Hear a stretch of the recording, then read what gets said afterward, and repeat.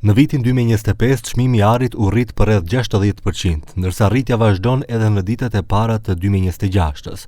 Kreu i VFP Fond Management, Petar Andreevski, thekson se motorët kryesor të rritjes së çmimit të arit janë aktiviteti i vazhdueshëm blerës i bankave qendrore, veçanërisht në Azi, tensione gjeopolitike dhe dobësimi i dollarit, respektivisht proceset e dedollarizimit tek një numër i madh investitorësh.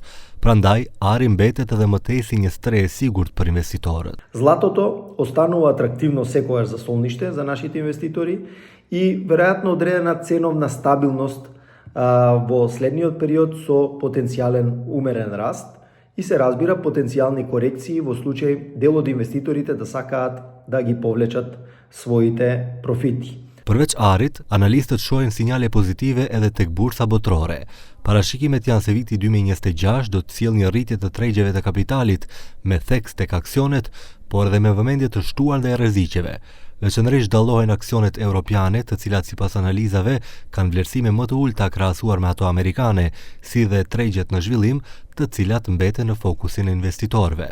Има некој генерален консензус за исклучително позитивна 2026 година и очекуваме четврта година поред да имаме булов маркет, односно пазарот да продолжи да расте.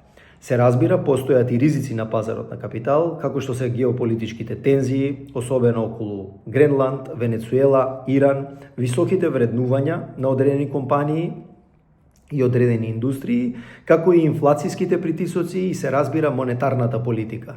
Në këtë kontekst global, vëmendja e investitorëve është drejtuar tek Forumi Ekonomik Botror në Davos, i cili filloi sot dhe ku pritet pjesëmarrja më shumë se 60 liderëve botror, por edhe drejtorëve të kompanive më të mëdha dhe investitorëve kryesor.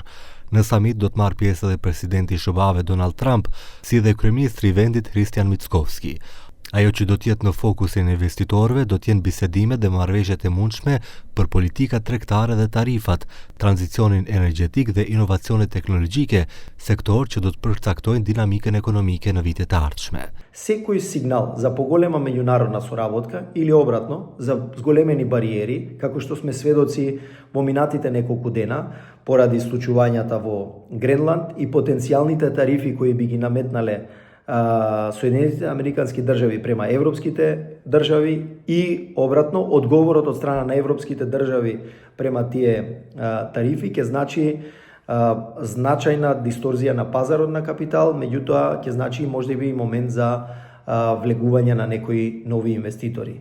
Investitorët do të përcaktojnë drejtimin e ekonomisë botërore, e cila në masë të madhe diktohet nga SBA-ja dhe në varësi të veprimeve të ardhshme të Rezervës Federale Amerikane, veçanërisht pas majit, pas zgjedhjes së drejtuesit të ri të Fedit dhe politikës së tij financiare. Vendimet në Davos do të jenë vendimtare për lëvizjen e tregjeve, investimet dhe rritjen globale ekonomike në vitin 2026.